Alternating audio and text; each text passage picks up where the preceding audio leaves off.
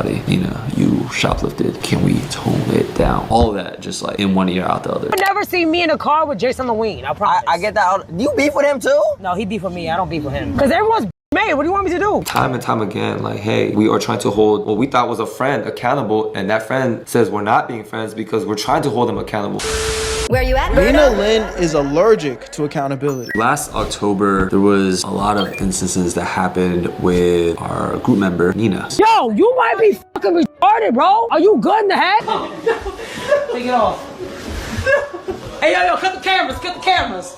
Yo, cut the cameras, bro. Zo, do your shit. You know, one of the things that made it hard for us to continue as a group was that it always had to be her way. And it would always be, well, I'm gonna do with me. Time and time again, like, hey, you know, we are trying to hold what we thought was a friend accountable, and that friend says we're not being friends because we're trying to hold them accountable. Well, I darn near forgot about Nina Lynn, but it seems as though the rain is continuing to pour on her. Is she still streaming? It's low-key. I low-key kind of forgot about her too. I feel like she had everybody on her side cheering for her at one moment. Then everybody started hating her because she really started tripping bad. She took no accountability, and now I feel like I don't hear about her at all. What's she up to these days? Just a year ago, she seemed to have one of the most bubbling and bright careers in the new streaming era. Collaborations with Agent, appearances on Streamer University, connections with the FaZe guys, and she had a consistent group channel, 03, that was actually doing very, very well with some very, very prominent members. But within a year, all of that went away, and it was due to one thing and one thing only: her inability to hold herself accountable for her actions, apologize, do the work, and ultimately move on. So when her group decided to put out a video talking about how they decided to part ways from her, I thought it would be a perfect time to teach the lesson that you cannot escape your digital footprint. And at the end of the day, accountability trumps all. If you're new to this channel, please hit that subscribe button. I'm gonna hold you guys accountable. The least you can do is click that subscribe button. Long way for this community. Now, back into the video. Like I said, Nina Lynn had a sweet deal. Most content creators have to come up by themselves, build their own audience, build their own brand, and not taking it away from her, she did that in her own regards, but she quickly was able to team up with two very solid YouTubers, Jimmy Zhang, who has 1 million subscribers, and Edward So, who basically has 1 million subscribers, in order to create a group channel called 03. They would do IRL lifestyle content, dating. What? I did not know she had that layup. That's crazy. I did not know she had like a whole cosign with these two niggas. That's gonna do a lot. Style challenges, you know, the typical 20v1 AMP-esque videos. And this, coupled along with her appearances with people like Fan or Wendy Ortiz, meant that Nina Lynn pretty much had a fast track to being one of the biggest names in not just streaming, but content creation as a whole. I think one very underrated thing about Nina is her background. I'm talking about her ethnicity, nationality, and her race. She was gonna be somebody who was going to be able to resonate with a whole Eastern culture that those in the United States could not do. In fact, she acted as some sort of medium / translator for content creators in the past because they needed her to basically gain access to that whole culture that has billions of people in it. But instead of nurturing this opportunity that she had, Nina ultimately squandered it. Over the past year, Nina Lynn has been in controversy after controversy after controversy after controversy. And I'm not gonna go into super depth about it. I've made plenty of videos, whether it be her just being a general nuisance at a nail salon, her in this kleptomania that she just has in her body, and definitely the Saeed situation where she not only participated in the essay, but also then went on to deny the essay over and over and over and over and over again. Now, off top, controversy isn't something that is like career ending. We've seen different content creators go through many a different controversies, some that I would say are way worse than what Nina even went through, but have ultimately bounced back from those things. They've then gone on to have bigger, better, greater careers than even before they were in said controversy. But if I had to say the one thing that would define if you are going to bounce back and then bounce— accountability. And that be the problem, bro.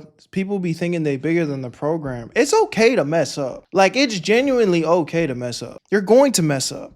That's the thing that a lot of people just don't seem to understand. You're not perfect. You're going to mess up. You're going to say something that you don't mean. You're going to say something out of context. You're going to get emotional and, you know, do the wrong thing at the wrong time. There's going to be moments where that's going to happen, especially as a content creator. You're recording, you're live, you know what I'm saying? You're going to mess up. Just apologize. Stand on it. Learn from your mistakes. But that be the problem. These people be so like, they let the clout and the ego get so big in their head that they think they above the bullshit. They think they're too good to look themselves in the mirror and say, you know what? I was wrong. You know what? I shouldn't have did that. You know what? Not only that I've now acknowledged that I was wrong, I owe whoever I did wrong an apology. It's really not that hard, but I guess when you don't really mean it, hey man. Up out of this atmosphere or bounce up and then bounce down through the floor when it comes to being a controversial figure is one thing and one thing alone, and that's accountability for your actions. Nina, you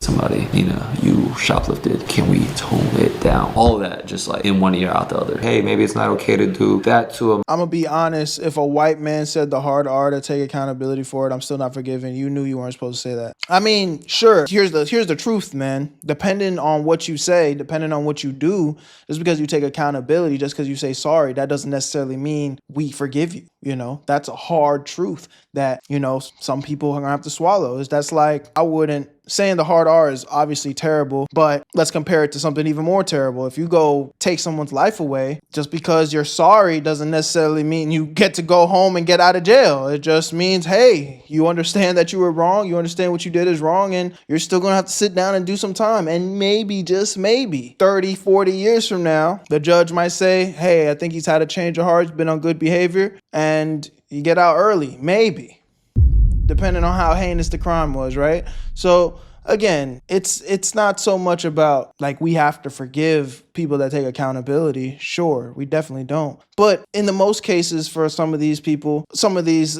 controversies that we see these content creators get into, it really don't be that deep. It just be distasteful shit. But then they make it that deep because it's like, damn, you just took being distasteful and doing something that was like a minor disagreement and turned it into this big thing because you can't even be a decent human being and just say you're sorry. Wait, hold on. I know you guys usually skip this part of the video, but give me 1 second. I want to put you guys on real quick on a way to make some extra money that is 100% legit, and you could do it all from your phone. TesterUp is a platform that works with games to find new users just like you to test their games out. These apps and games are willing to pay new users to get on their platform because 9 times out of 10, they genuinely actually like playing the game. And the app in return ends up making money because you're playing the game that they paid you to play. I know that sounds a little bit too good to be true, but this is why I'm breaking it down for you so you understand the business behind it and how it works. TesterUp helps put money back in your pocket that these platforms are willing to pay for new users. So if you already like playing games on your phone, click the link in the description or use the QR code on the screen. You're gonna make a free account. It's completely free to do. And you can start making $10 to $20 off of games that you already love playing. This isn't a get rich quick scheme, so it's full transparency here. But if you're dedicated enough and you like playing games on your phone,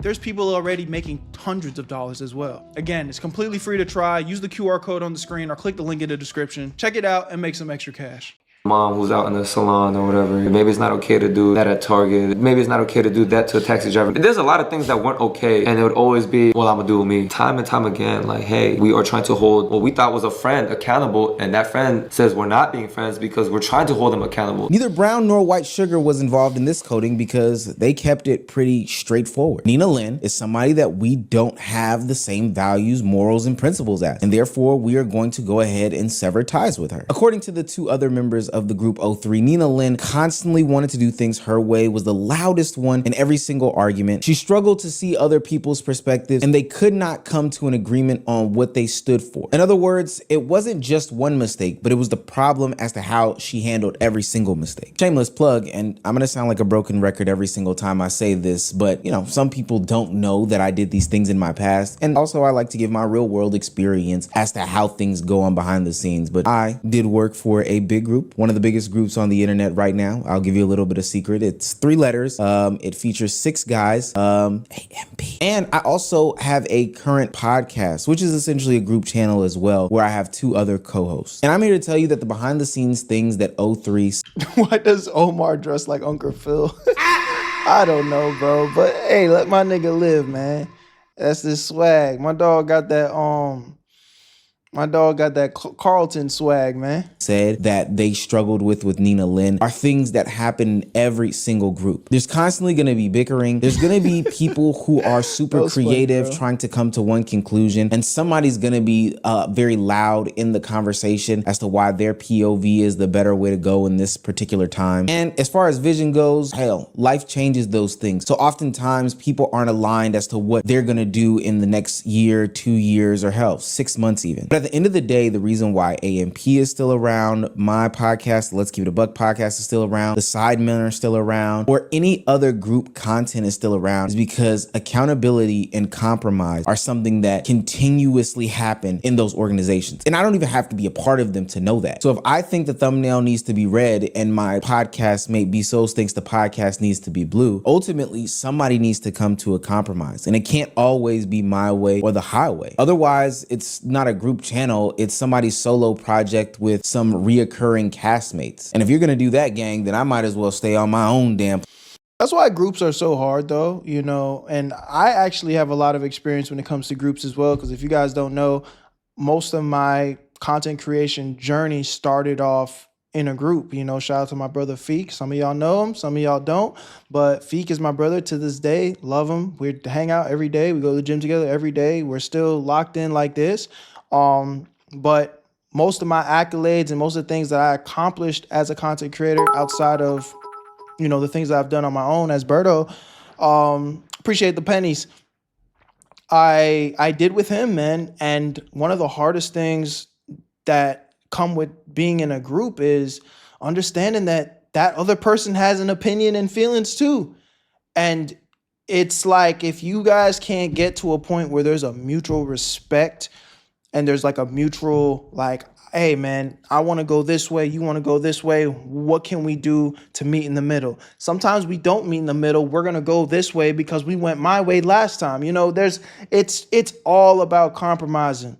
But it's hard for somebody that can't take accountability, that can't take any constructive criticism, to ever bend the knee to compromise, to much less take accountability, you know? So it's tough. It's tough. But, you know, that is one of the hardest things when it comes to being in a group ever. It's just collaboration is not a you thing. It's a team effort.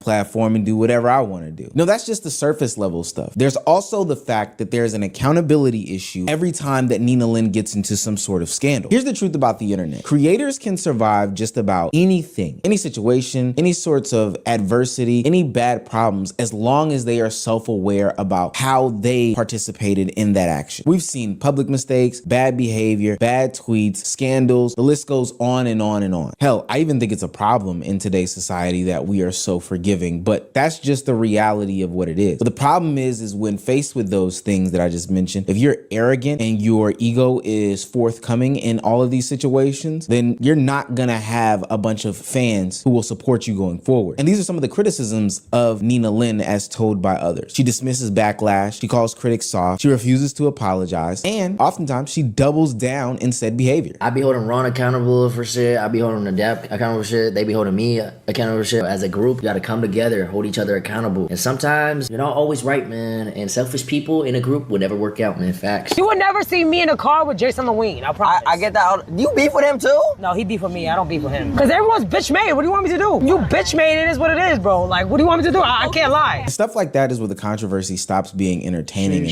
starts becoming exhausting. When you start to be known for things like that, then ultimately people are going to want to move away from you. They're not going to want to hang out with you. Not only because their community has issue with you, you know, people don't like to continuously see these arrogant people, you know, be content creators, etc., especially because a lot of these content creators are fan funded in the first place. Like the subscriptions and the watch time is all done by fans. Why would I want to watch somebody who is some sort of arrogant asshole? But also other content creators will move away from you because you're annoying and the fan perspective is just lost. You slowly start to burn those bridges over time. And then it becomes a sort of situation where people start to feel like they are guilty by association. And honestly, I think that that's a fair and valid criticism. I know that there's been some conversation about that this past weekend about hanging out with streamers who do controversial things as somebody who is a non-controversial streamer. But ultimately, people are going to start questioning who you align with as a content creator. If you're a controversial streamer and you keep going wild and you keep going crazy, somebody who is just a simple desktop reactor who is, you know, pretty nonchalant and chill is not going to want want to be seen with you. Because if they are seen with you, audiences are going to start to speculate and question where your values lie. This conversation to me isn't about shoplifting or arguments or viral clips or, you know, just the other outrageous and controversial things that people say. Everybody on the internet is not perfect. Hell, I do wild stuff, you know, from time to time. But at the end of the day, if you can acknowledge where you mess up, apologize for the things that you say, and then look to grow afterwards, then I think that everybody's okay with you being a simple human being. But if you double and triple down on those things, gaslight people, and then ultimately shit on not only just your fan base, but the other fan bases around you, that's when people have a problem. Now, do I think that this is the end of Nina Lynn? Absolutely not. Maybe for videos on this channel, unless she does some of the most absolute insane shit in the world, then of course I'm gonna get it off. I got a wedding to pay for. But I think even greater than her using a couple of different fans or the commentators POV where they're giving videos for Nina Lynn, I think she's losing something that is much more detrimental. That network that she had, the one that allowed her to go to these big and major events and be broadcasted to a much wider audience. Nina Lynn got something that people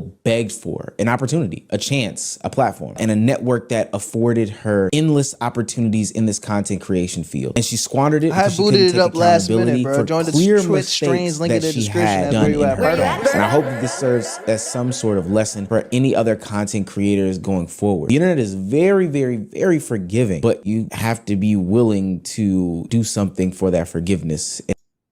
Y'all let me know what y'all think about this in the comment section, man. At the end of the day, like I always say, I don't wish nothing bad on nobody. And if Nina Lynn is willing to start, you know, moving better, I wish her the best, but it's going to have to start with some accountability. At some point, she's going to have to look in the mirror and be like, hey, man, I need to stop being a fucking asshole.